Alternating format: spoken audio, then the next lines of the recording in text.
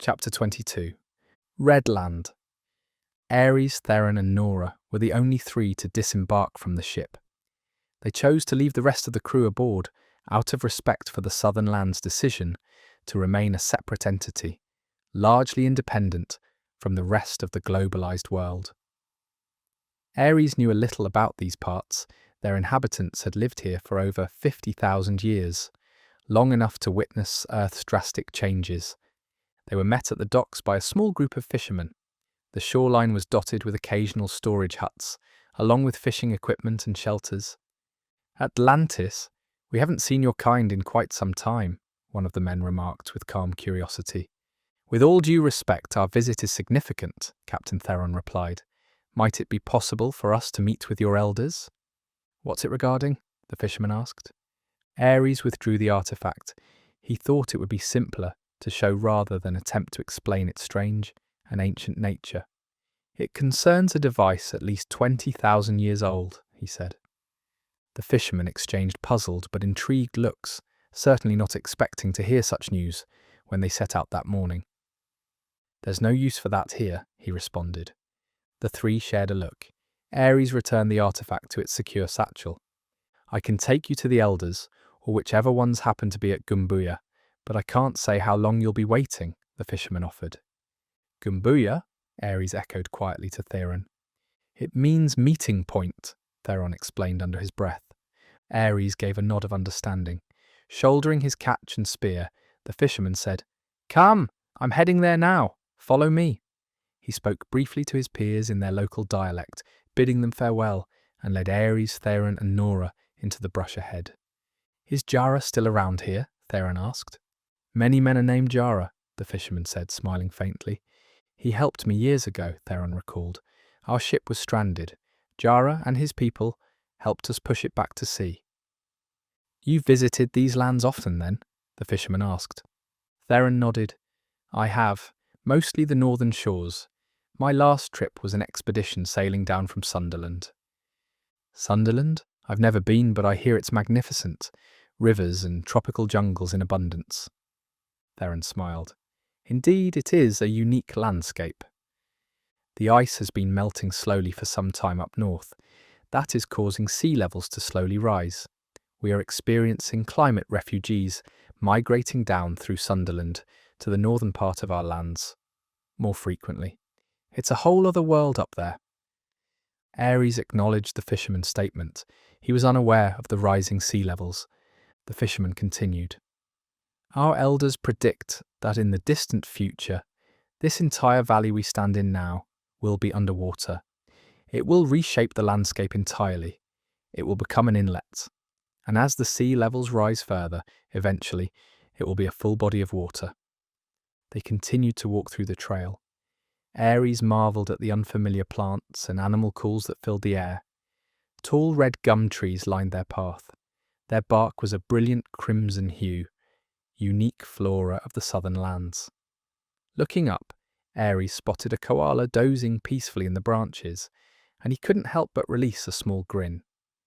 The fisherman continued, "It's difficult balancing land and resources when more keep arriving. And what can you do? You can't turn away people who are desperate to survive." Ares listened, aware he knew little about the southern land's complexities. Time slipped by as they trekked across flat grasslands under the watchful eyes of distant mountains. At a river bend, he glimpsed an immense, stork-like bird pecking at the shallows. "Mi hirung," the fisherman explained. "They can stand nearly 3 meters tall." After hours of walking, signs of a settlement came into view, paths with people carrying supplies or guiding children.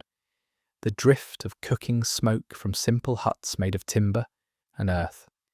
Ares was struck by the tranquil harmony. People were living intimately alongside nature, with minimal possessions, yet they seemed as joyful and content as any he'd witnessed. Theron addressed Ares and Nora. "In my experience, the less one has, the richer life can feel." Ahead, the vibrating sounds of wooden instruments, didgeridoos among them, filled the air. They passed through a large wooden archway, embellished in red and white symbols. As they walked beneath it, Ares observed painted figures peering down from above. Beyond stood Gumbuya, a vibrant meeting ground where smokers cured fresh meats. Music drifted from gathering spaces, and people bustled about in easy cheer. Ares, Theron, and Nora followed behind their guide, drawing mild stares but no evident hostility. Ares realized he should have studied more about these lands before coming. He recalled how the outside world viewed the southern lands, ancient, respected, and fiercely protective of their autonomy. This culture had been shaped for over 60,000 years and risen and fallen, their endurance perhaps attributable to their cherishing of the land instead of the accumulation of wealth. The result, as Ares beheld, was a thriving society free from needless strife, a stirring testament to human resilience and natural balance. "We're here," the fisherman said, as they halted in front of a sheltered circle. In front of them, a group of elders sat in calm repose. Theron gave the fisherman a slight bow. "Thank you. We appreciate your guidance." Nora nodded. "Yes, thank you." They approached the elders, who wore a poised air that spoke of age-earned wisdom. "Travellers," one elder intoned with calm warmth, "rarely do Atlanteans visit these shores." Theron exchanged a look with Ares and Nora, then stepped forward. "I am Theron. I've sailed these waters before." "Theron!" Another elder's eyes lit with faint recognition. "I recall that name. You're the seafarer." Theron smiled. "A captain now." The elder's voice carried interest and hospitality. "What brings you to the south this time, Captain?" Theron gestured to Ares. "This is Ares. He is the reason we are here." Ares nodded respectfully. "I carry something we can't explain, found in Amazonia, studied in Atlantis, yet its purpose still evades us." He produced the artifact, letting it catch the sun. "We've nowhere else to turn." The elders leaned forward curiously. One reached out, and Ares, after a breath of hesitation, placed it gently in his hands.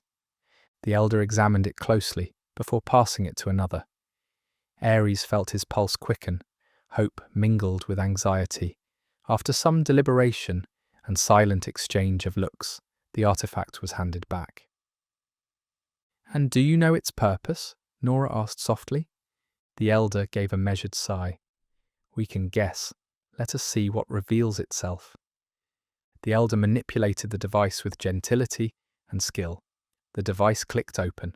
An intricate mesh of wires and faintly humming crystals made a quiet, pulsing sound. Theron stared, startled. "You know how to open it? We thought we had exhausted all options, but now I see the limits to Atlantean knowledge. Our nation is indebted." The elder smiled gently. "Technology, always trickier than it seems. There's a reason we parted from such things millennia ago." After another moment of study, he carefully closed the artifact and returned it to Ares. "Anything more you can tell us? We're trying to prevent, disaster," Ares ventured. "We believe this artifact might hold a key." The elder's eyes clouded with concern. "This device is dangerous. It carries the possibility of destruction, so much so that permitting it into careless hands would be unthinkable." Ares stepped forward, voice strained with sincerity. "We don't mean to weaponize it. We want to save our world, your lands as well. The Golden Age is slipping away. Catastrophe threatens us all." A pensive silence followed. The elder's gaze shifted to the sky. There is a tragic irony when people say they want to save the world by harnessing power. Often that power destroys as much, if not more, than it safeguards. Ares' throat tightened. "We can't let cosmic forces or warlike foes end our era without resistance. Already the seas rise, and we hear of a refugee crisis in your lands. Please, whatever you know, we beg you to share it." For a moment no one spoke. Then, with a quiet breath, the elder looked back at Ares and said gently, "Come with us to our meeting place. We'll see how best we can guide you." The elders exchanged a knowing glance. "Golden ages come and go," one of them said, "and we've lived through 3 ourselves. We've found that the less you have, the easier those transitions can be. Look around. No golden temples here, no marble palaces, What we do have is simple. It keeps us grounded, keeps us connected. We love this land, and we live upon it in the way we believe is best. Even if the world ends, we'll remain. We always have. A brief pause settled around them. The elder's gaze shifted back to Ares. We understand you've come a long way. We cannot hand over knowledge of a device we consider a weapon to anyone who reaches our shores. A flicker of disappointment crossed Ares' face. He glanced at Theron and Nora, whose expressions reflected the same frustration. How can I earn your trust? He asked, steadying himself for their reply. The elders conferred silently, then one of them spoke. In 3 days, 5 boys from our community embark on their walkabout. If you wish to gain our trust, and that of our ancestors, you will join them. Ares furrowed his brow in confusion. What is walkabout? It's a journey every young man must take, the elder explained. Before one can truly be called a man, he must be judged by the land and our ancestors.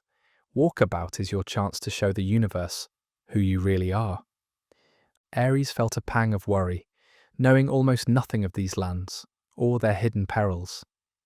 He sensed Theron and Nora tense beside him, dreading the risk, yet the alternative of returning to Eden or Atlantis empty-handed felt unthinkable. He lifted his gaze. His voice was calm but resolute.